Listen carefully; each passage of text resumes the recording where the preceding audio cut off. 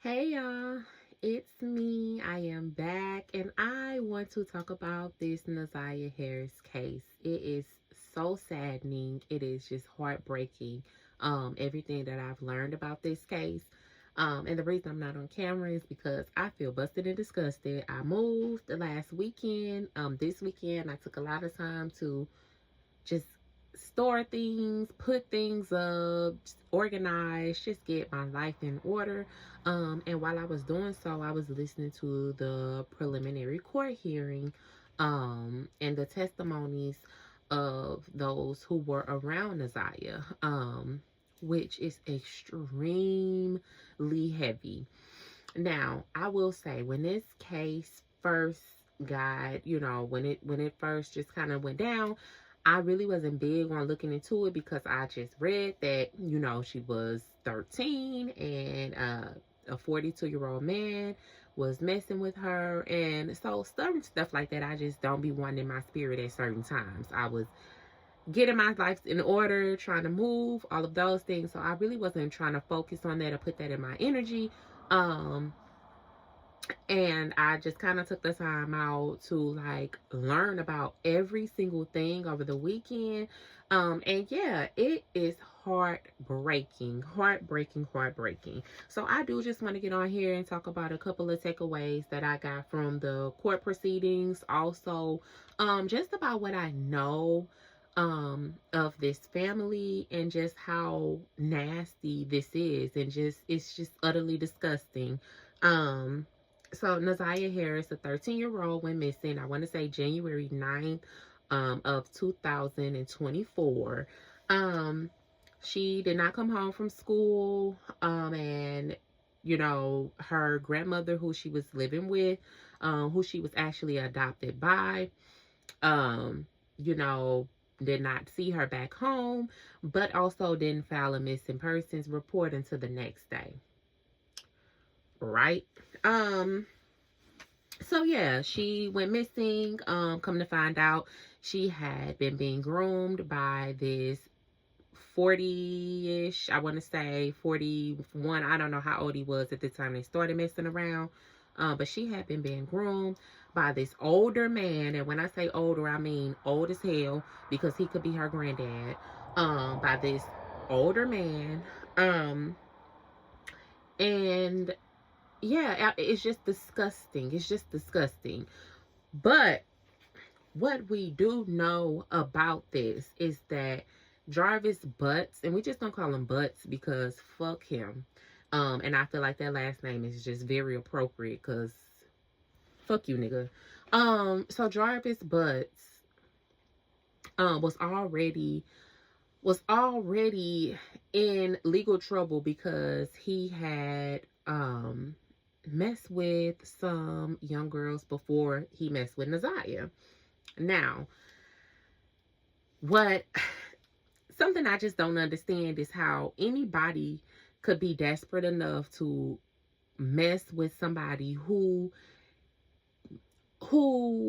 does this to children, just who does this to adults, just anybody who is just that fucking animalistic to do these things to anybody. I do not understand it, but especially children. To pray and seek out children is utterly nasty, disgusting, vile. Like, that is like the scum. Just so nasty, trifling.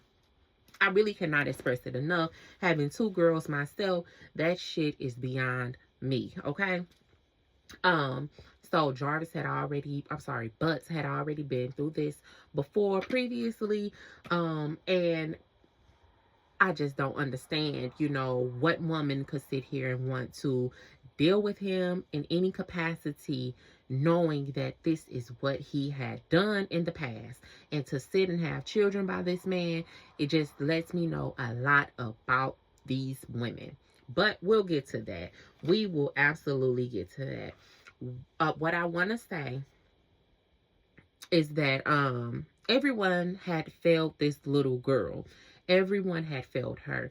From her mom, her dad, from her grandmother, to the school counselor, to teachers, whoever the hell, they all felt this little girl. They did. From my understanding, allegedly, this little girl was laying on the floor of at school in the classroom, just crying. No counselor, no nothing. Nobody came to see what was wrong with her. Nobody made the attempt to talk to her, to give her guidance on whatever situation she was having.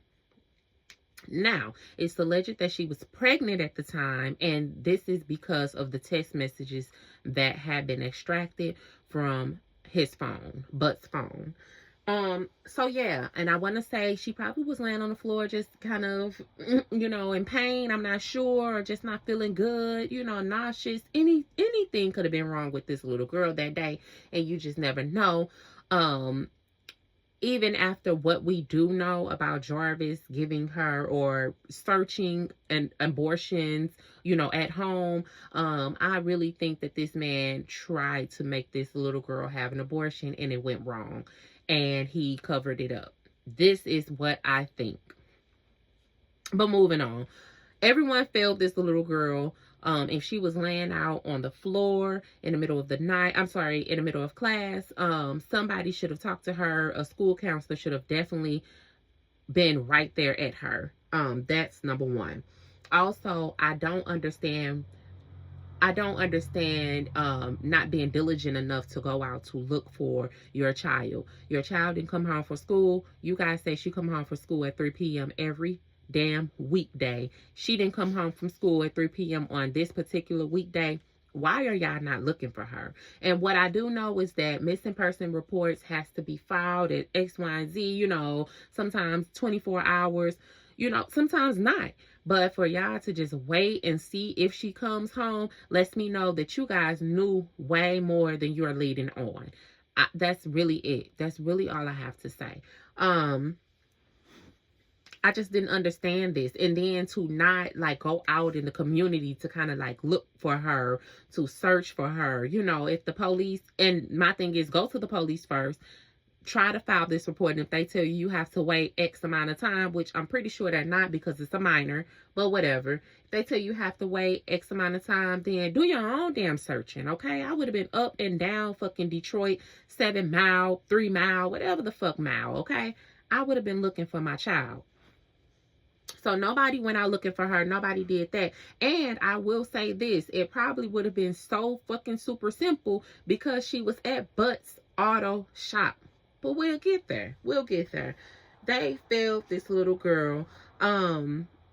It's just so horrible. It's horrible. It's disgusting. But yeah, I want to say that the grandma ain't shit. The auntie ain't shit. This man Butts for damn sure ain't shit. His co-worker or business partner, he ain't shit either. The baby mama not shit. Who else? You know what I'm saying? The school ain't shit. The school counselor ain't shit. The real only people who really stuck out to me in such a deep way, in a sincere way, was Butt's sister and the lady who found her ID on the ground. Those were the two people who stood out to me the most. But let's get into it. I want to first hit on Naziah not being fast. Let's stop with this fast shit, okay? We all should just cut that the fuck out and quit calling these little girls fast. All little girls are going to be curious. All girls are going to do things. All girls are going to have little boyfriends, girlfriends, whatever the hell. We need to stop calling these kids fast when they're actually being groomed. That's really what it is. So I can just imagine Naziah not coming home and the grandmama asking the auntie or the auntie asking the grandmama, they just having conversation, like Naziah fast ass. I could really see that in my head. And for me, I feel like that's fucked up because the grandmother, Annette, sat her ass on that stand and talked about Naziah being such a great student, a great kid, not really getting into trouble, only getting into one fight. So my whole thing was, why wasn't her disappearance extra alarming for you if this girl was who you were saying she is? You know what I'm saying? And granted, she may have done things that seemed a little bit grown or a little bit not in her age range, but let's remember, she was messing with a grown ass man, okay? A grown ass man was preying on her, and that is what it is. This little girl was not fast. This little girl was groomed. I'ma say it again. The little girl, Naziah Harris, was not fast. She was groomed, okay? But outside of that, this 40-something-year-old man played mind games with her, made her believe that they were in an actual relationship. And in the text messages that were being read, all of the I'm not with nobody, I'm only with you, I'm not cheating on you. This is coming from Naziah going to him. And she's saying things like, I'm not cheating, you can have all of my passwords. She gave him her Gmail account information and her Instagram account information. I thought that was insane. And what's so crazy about that is that that man is not thinking that that little girl is cheating on him. That's not what he's thinking. He's grooming her and he's making her super fucking vulnerable to whatever it is that he wants to do, so that she can fall easily for whatever it is he tells her to do. So by weakening her, he's strengthening the interaction between them.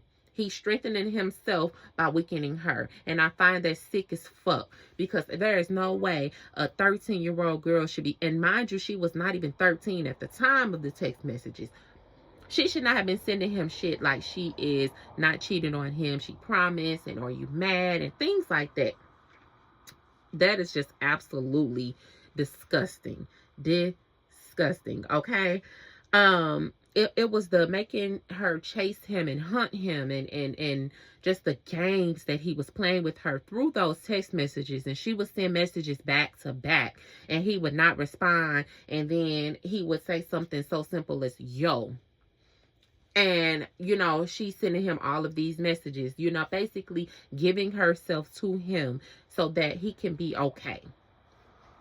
Completely out of line. You know, it's shit like that is crazy to me. It's crazy to me. But I do want to talk about him being able to get in proximity of Naziah Harris. Now, but preyed on a certain type of woman, and then once he got that certain type of woman, he preyed on their children. Definitely preyed on their children. And if you look at the women that he was involved with, his baby mother, Shannon, who is Naziah's auntie, they look a certain way. I am not a person to sit here and call somebody ugly. I don't give a damn about how you look. And beauty is in the eye of the beholder. But you can look at these women and tell that something has to be wrong with their self-esteem to fuck with a man who has previous charges of already being a pedicure. We're going to say a pedicure. He already has charges of being a pedicure. And you still going to take this man in and have a child with this man after knowing what he did?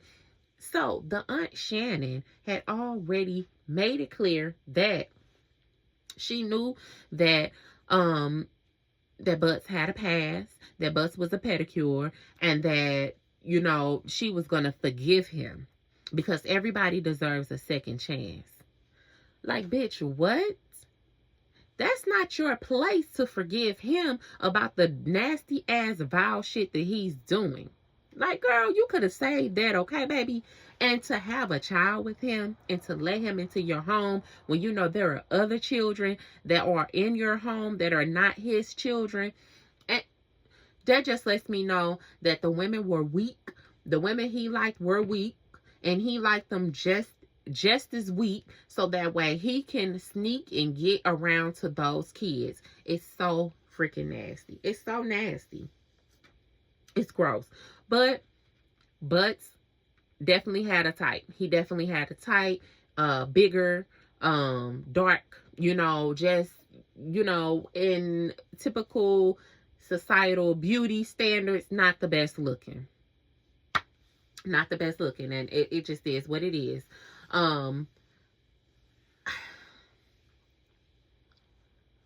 this whole thing just really could have been avoided. It just really could have been.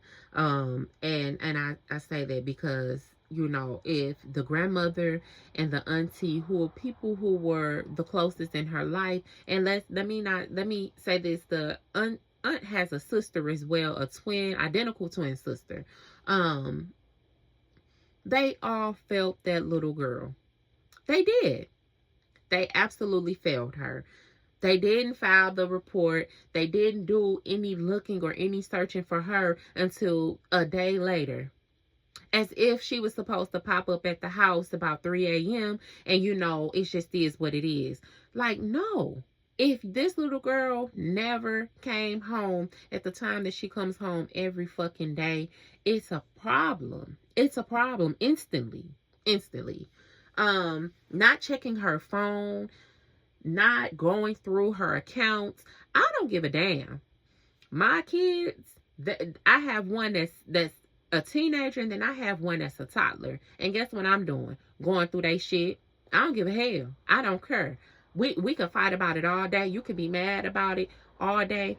I do not care, because you never know what these kids are doing, what they're talking about in their phones. Like this the phones hold the key, okay? The phones hold the key. They do.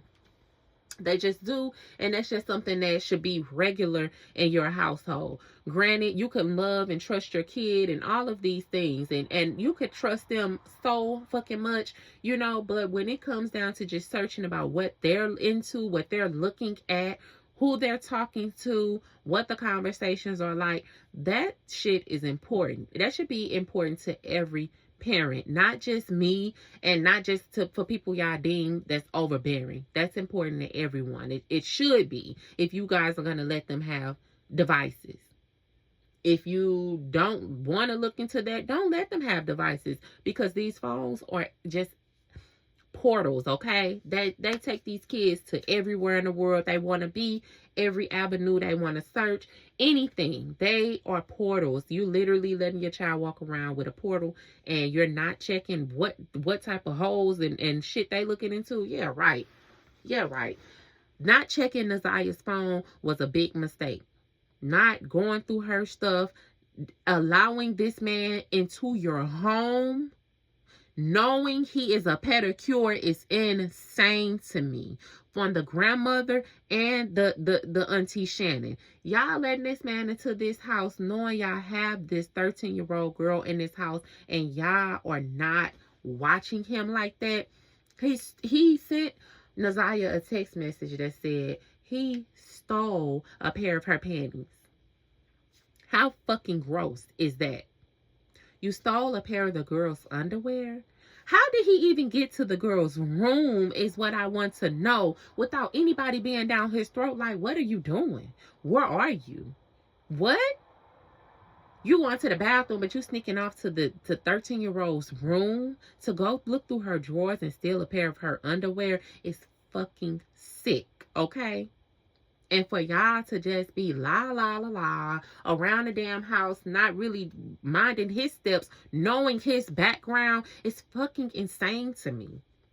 I'm sorry, y'all. I really didn't even really want to talk about this shit, because I already knew it was going to have me hot.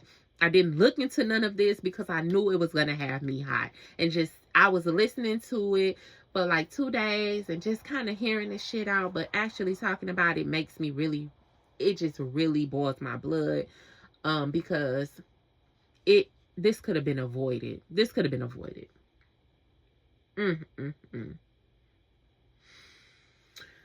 But yeah, the grandmother absolutely failed her. The aunt absolutely failed her. they should do time. They should definitely do a little time. Not they should do a lot of time. Not gonna even lie. Especially that auntie who sat there and opened her legs to a pedicure, knowing that he was a pedicure, but still decided to give him a chance because you probably liked his features and the light skinness of him and the hair, and thinking that you was gonna turn around and have some beautiful children because you messing with this man who you deem to be beautiful. Like, that shit is so whack to me. Overlooking a big ass thing like that is sickening to me. Like, it's not a small charge like fraud. You know, like the man has committed credit card fraud or you know, I don't know, just something so just a white collar kind of crime. You know, you deal with somebody who is orange children, or you're dealing with a pedicure. Like, this is fucking gross. Like, where is your self-respect? Where is your self-respect? I cannot believe you even thought that was a good idea. And you know, you probably didn't even know about it at first and then found out later and continue to do this shit. And I still don't understand that. There is nothing in me to make me love anybody that way. My love is not unconditional. No. My shit is conditional as hell when it comes to outside people. Now, when it comes to my mama, when it comes to my children, then there we go. It's unconditional for them. I ain't got no choice. My mom is my mom. My kids are my kids. You hear me?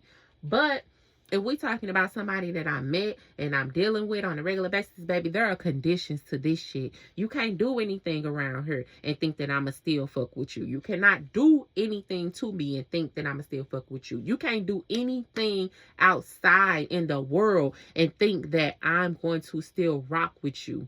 No. No. There are some things you just cannot do and some boundaries you cannot cross. And Shannon, you're a sick ass bitch for letting this man do anything with you, to you, knowing that he was who he is. Moving on. I do want to talk about the BM, because she testified basically stating that the night Naziah went missing, Butts had asked to use her vehicle. And so she let him use her vehicle. She said that he was going somewhere with the son. He had to take the son somewhere, and yeah, she allowed it. And not only did she let him use her vehicle the first day, but she let him use her vehicle the following day as well. Now, what I don't get is that this man, and I want to say 2 or 3 people, had already said that he owns a pearl white Escalade.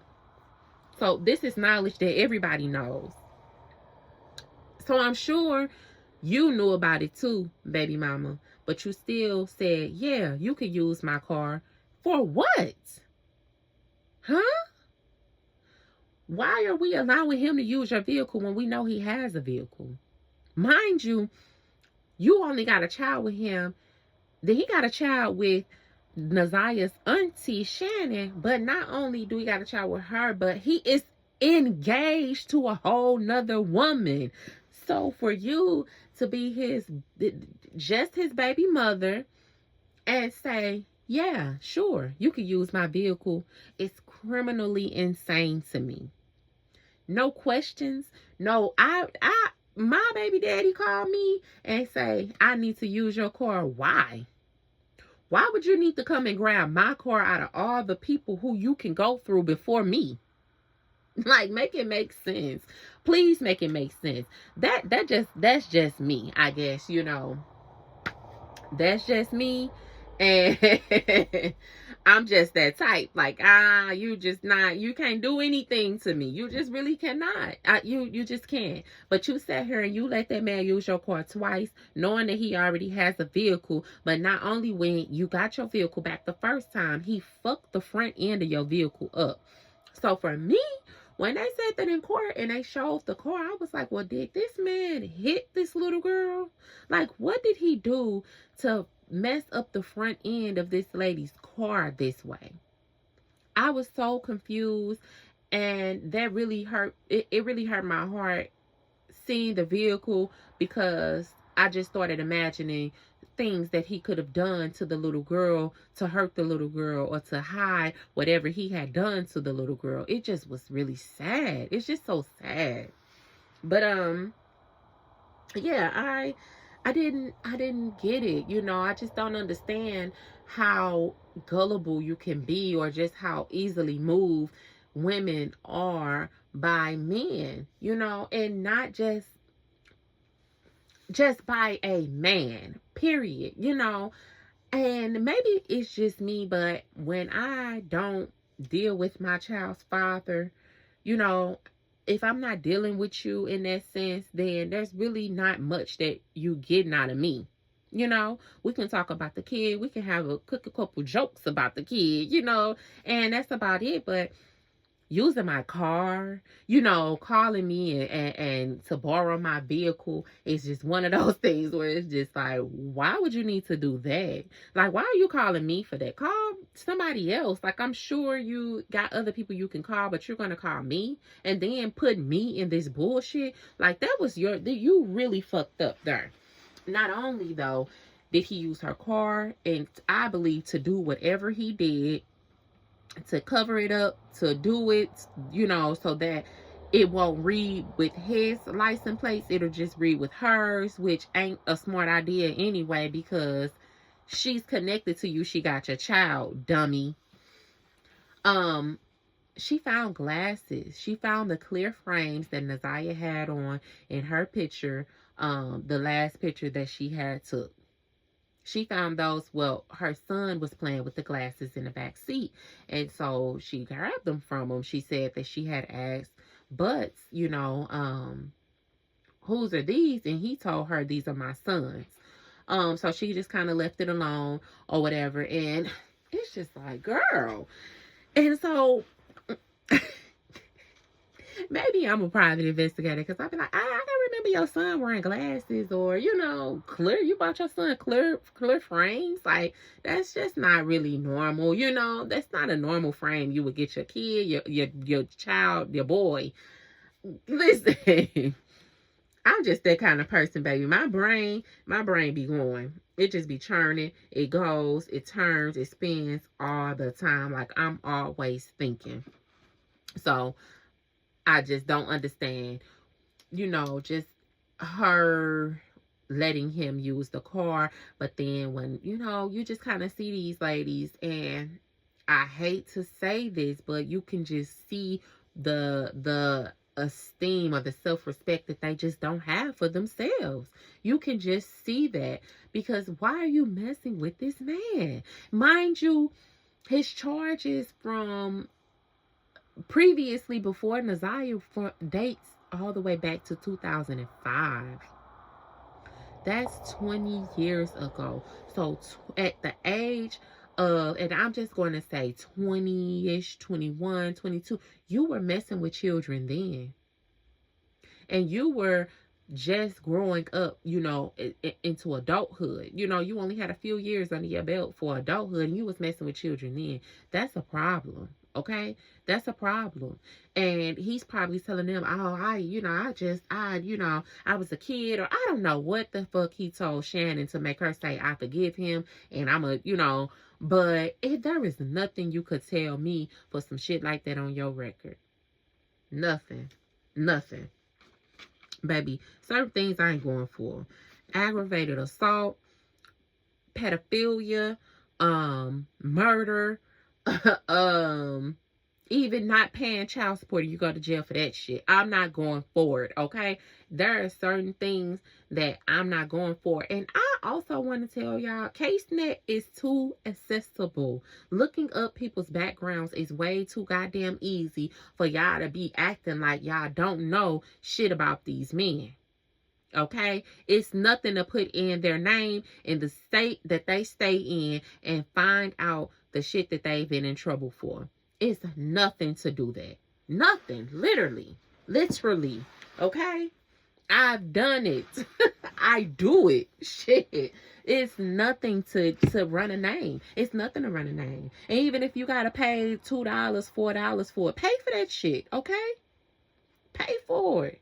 You want to know who you're dealing with, especially if you have children, especially if you have children. Yeah, I listen. But I did say that I did want to talk about the most sincere testimonies that had happened during that preliminary hearing. And for me, it was the lady who found the ID and Butt's sister.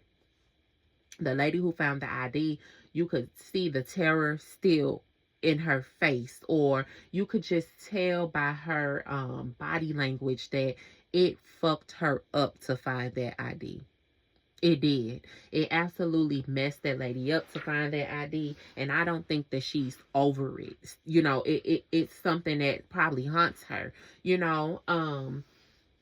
And that's normal. You know, you just having a daily walk or stroll, or you just doing your usual routine, and you look at an ID and you just pick it up like, okay, you know, and you look at the name and it's literally the name that you just seen on the news before you left the house. You bloodied as well. That's terrifying. That's scary. So I definitely felt for that lady. I cannot just imagine any of this. You know, I just can't. But his sister, I have to give it to her, because this lady went on the stand and let it be known she seen Naziah get in and out of her brother's vehicle the day she went missing. She seen that and she let that shit be known. And my whole thing was, she said that when she had seen it on the news, first of all, she said that she seen it on the news and she instantly called the police. Crazy, you know. And you do have these people who are so hell-bent on keeping family secrets, that the pedophile uncle, the Chester, the molester cousin, uncle, you know, whoever the fuck, still creeps in the family and still does his thing, eat every holiday, laugh and drink and beer and all of this type of shit. And nobody is saying anything to him or has no disregard for him, because we love to keep a family secret. Not her. Not at all.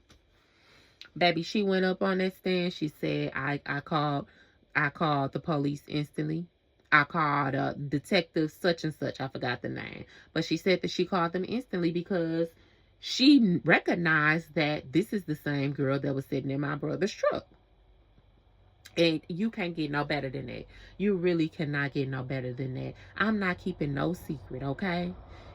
I love you, but you fucking with kids. I'm not keeping your secret. As soon as I find out, because she said that she asked him who he was, and he lied and told her that it was King's niece. And King is the business partner with him who owns the body shop. So they both own this auto body shop, and they both are mechanics. And so they work together every day, I'm guessing. And you know, she said she was sitting in her car. She brought it up there because it was acting crazy, and she just wanted to make sure she could just drive on it, you know, until she was able to get it fixed. So he was supposed to look at it for her. But she said as she was sitting in her car, she just kept seeing a young girl get in and out of his truck going over to the store. And she said that when she seen her, the first thing that came to her mind was, she's so tiny. And so, of course, they were questioning her on the stand, like, you know, what do you mean tiny? Like, as in skinny, or as in, like, short? She was like, both. She was just tiny, you know, little, skinny. She was short. Like, she's just a tiny person. And so, I think that right there, she thought that, and the instinct was like, well, who is this? You know, why is she in his truck? She looked little. She's a kid. What is she doing? And so, she said she asked her brother. He told her it was King's niece, and she just kind of left it at that. Which, I mean, what more could she have done? And I was thinking about that, you know, as I was listening to it, and I've been taking breaks from it and listening. It's just been an off and on thing for me. But I was also wondering, like, what could she have done, you know, if she didn't believe it, you know, was she supposed to call 911? You know what I'm saying? I just wonder what more could the sister have done in that moment, so that all of this could be avoided and Naziah could still be here with us today, you know. But I mean, I'm not holding it against her for not doing it. It is her brother. She did say that she asked him, she questioned him, and she just rolled with it. You know, it's King's niece, so she's just thinking, okay, maybe she waiting on her. I don't know. But to me, what stood out was that King has his own car. King had his own car. King told us he had his own car. And so I feel like if your sister is close to you like that, then she should know King and know that King has his own car. So why is she in your truck and not in his car? Shit, I would have asked. You know, just shit I would have asked, because I am just that type of person. I be wanting full ass details. I'm nosy as a motherfucker. And if some shit just don't sit right with me, I can't let it go. I cannot let it go. I just cannot. What else did I want to say about the sister? The whole time she was sitting there, giving her testimony, she was mugging the fuck out of Buds. And I just kept watching. And you know what? I think I tuned in to look at her body language a lot, because I didn't know what to expect when they said her name, and that when she said she was his sister, I didn't know what I was expecting. So I was tuned the fuck in, okay? Because I didn't know if she was defending him or what was going on. But as soon as she said, I called the detective, you know, when I seen her on the news the next day or whatever day it was, she was like, I instantly called the detective because I seen that girl in my brother's truck. Which I thought was super honorable. Super honorable. Let's see. You know, King. I do want to talk about King, because King rubbed me the wrong way as fuck. And so at first, when he first came out, King had on his dark green as well. So I was like, oh, he's locked up too. And I didn't know. I was like, I wonder, what did he do? You know, I'm just not really privy to everything at first. And then it just started to dawn on me the more and more that I kind of sat and I listened, and it was just like, damn, nigga, was you messing with children as well? Or did you know about their relationship? Because this had to be weird to you. This had to be weird to you.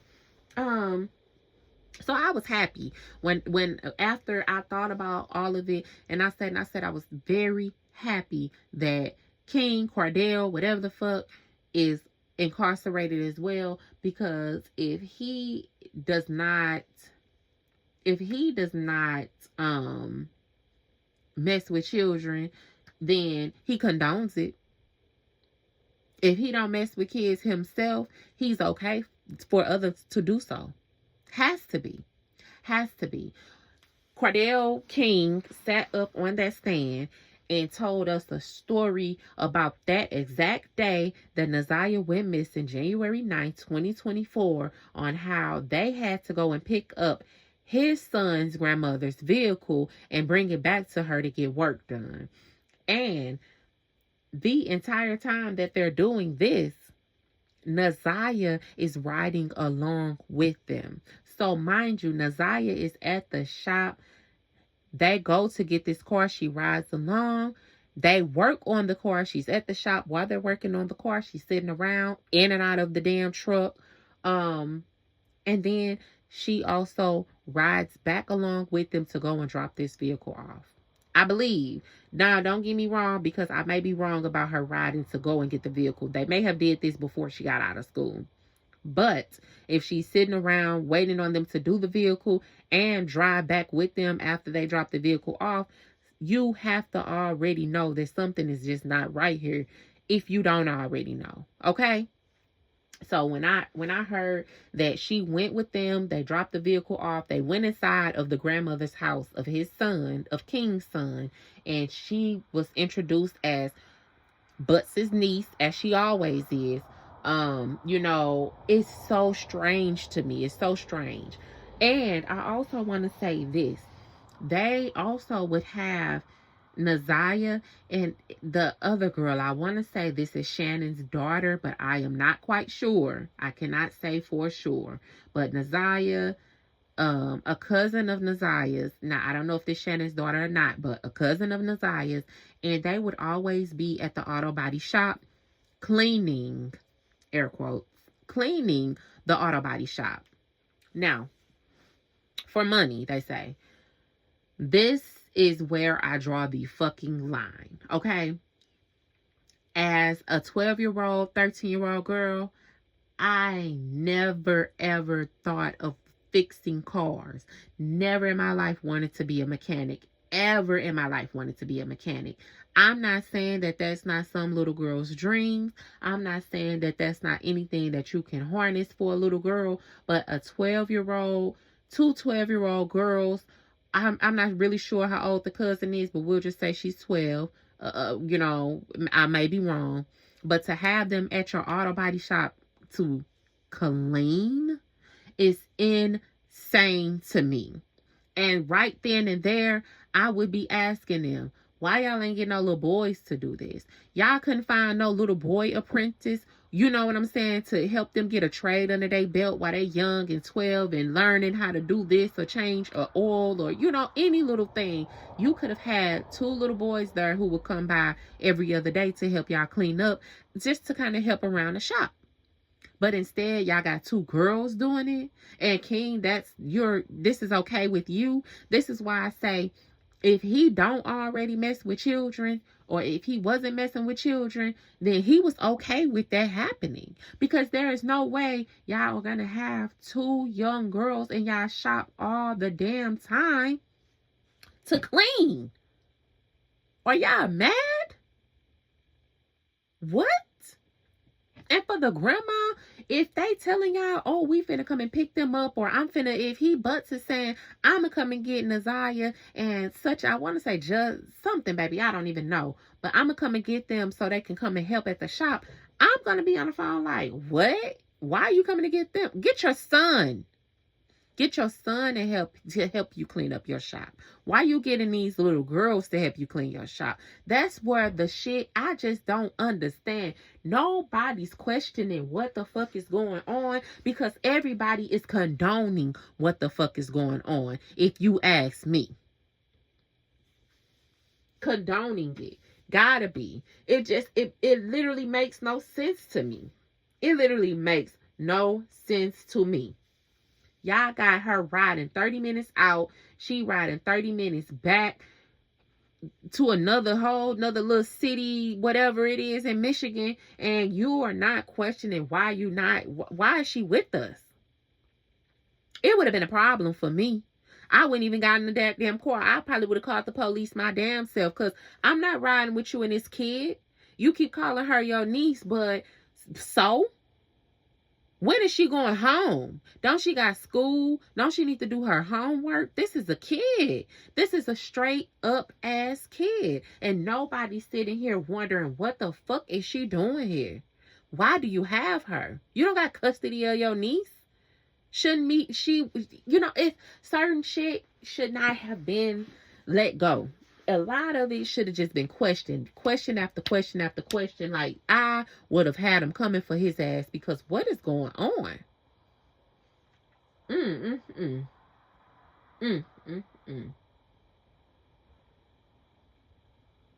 I wonder what King is in jail for. I said I was going to look it up, but I didn't get around to it before I started recording. And yeah,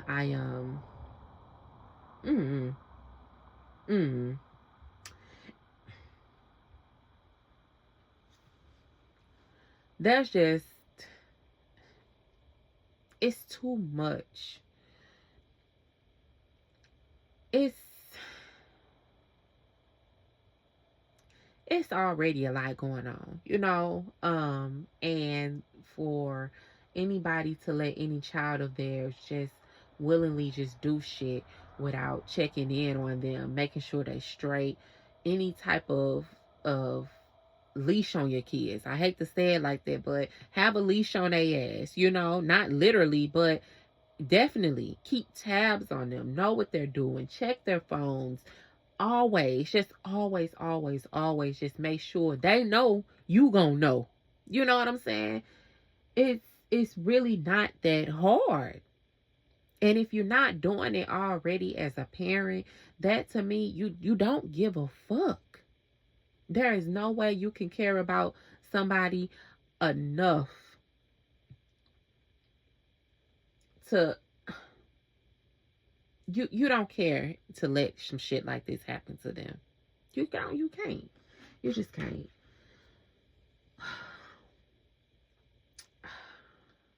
I did find things like I watched some stuff about like her Instagram and basically, singing songs, and just the songs were basically like, she'll never be me, or she don't look as good as me, or we gonna have some pretty babies.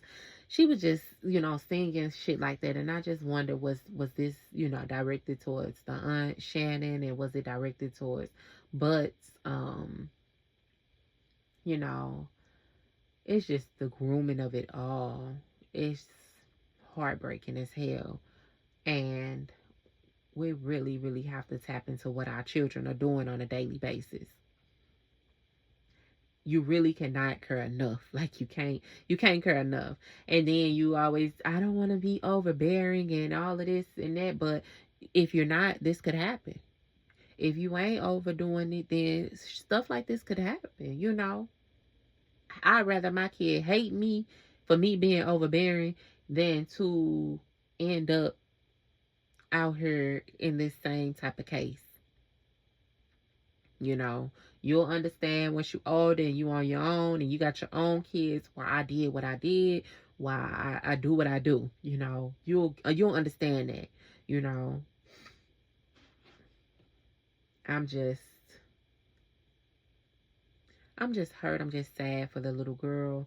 I believe the dad was trying to find her. In the midst of all of this, he passed away. It's just heartbreaking. It's just heartbreaking.